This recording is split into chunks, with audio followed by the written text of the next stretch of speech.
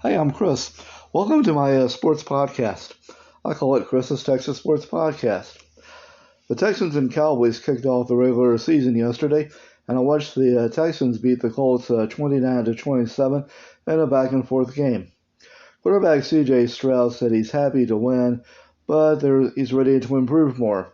He had 24 completions out of 32 passes for 234 yards and 2 touchdown passes. Wide receiver Nico Collins had a big day against the Colts. He had 6 catches for 117 yards. Coach DeMeco Ryans called him a big-time playmaker.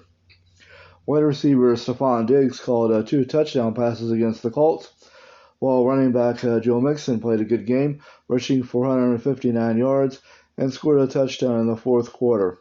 Both teams seem to have issues with the turf. The Texans will play the Bears at NRG Stadium on Sunday Night Football next week.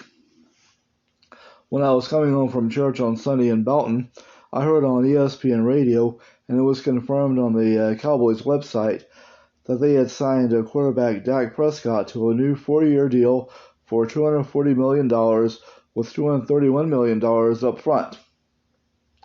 Anyway, Dak went on to lead the Cowboys to a victory over the Browns 33-17. He threw a touchdown pass and had 179 yards. Receiver CeeDee Lamb, who also has a new contract, had 5 passes for 61 yards. And running back Ezekiel Elliott, who's in his second stint with the team, ran for a 3-yard touchdown. The Cowboys will host the Saints at AT&T Stadium next week. On Saturday, I watched some of the Texas versus Michigan game. The number 3 Longhorns beat the number 10 Wolverines 31-12. The win moves the Longhorns up to number 2 in the AP poll.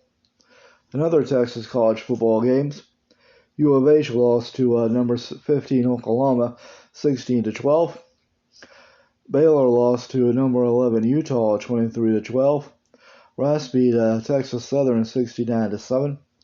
SMU lost to BYU 18-15 on Friday. TCU beat Long Island 45-0. Texas Tech lost to Washington State 37-16 in a game where Washington State honored Coach Mike Leach, who coached both schools. Texas A&M beat McNeese State 52-10.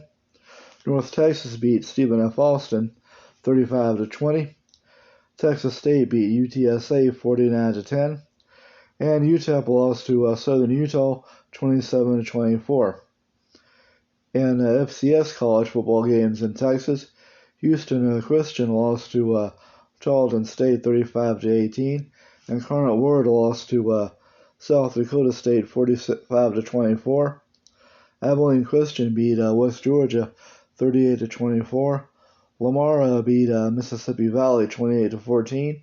Sam Houston State lost to Central Florida 45-14. And Texas A&M Commerce lost to UC Davis 36-22. In D2 college football games, Prairie View beat Northwestern State 37-31. That's actually an FCS game. Anyway, back to the D2 college football games. Angelo State lost to Emporia State 17-12. Sul Ross State lost to Eastern New Mexico 36-17. UT Permian Basin lost to Colorado State. University of Pueblo 43-20. And West Texas A&M lost to the Colorado School of Mines 41-13 on Thursday.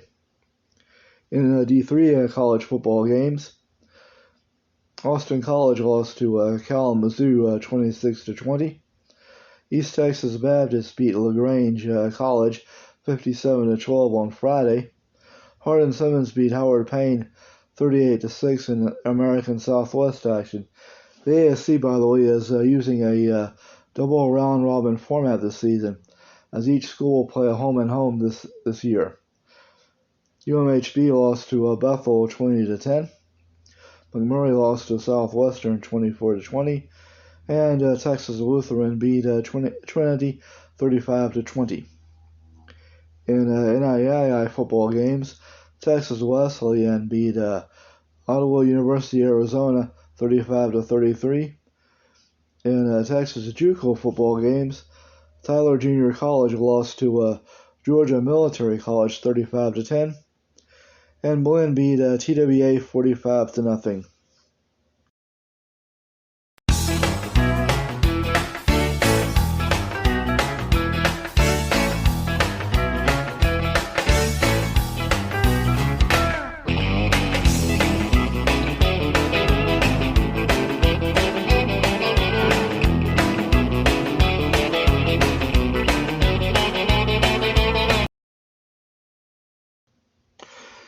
I found an old Cowboys game on YouTube.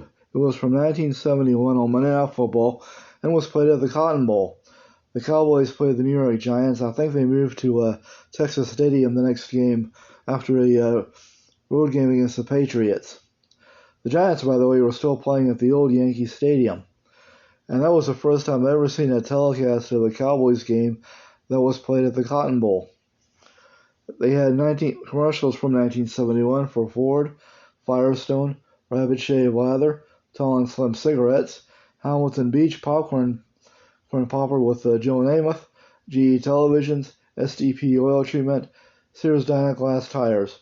There are also promos from ABC for Wide World of Sports, the Mod Squad, the NBA on ABC, Longstreet, and the next Monday night game between the Pittsburgh Steelers and the Kansas City Chiefs. By the way, my parents drove Fords. My mom drove a Torino while my dad drove an F-100 pickup, and I was about to turn 2 that fall. 1971 was also Frank Gifford's first season doing play-by-play for Monday Night Football. Keith Jackson had done it in the first season in 1970. Howard Cosell talked about Gifford playing for the Giants and Don Meredith playing for the Cowboys.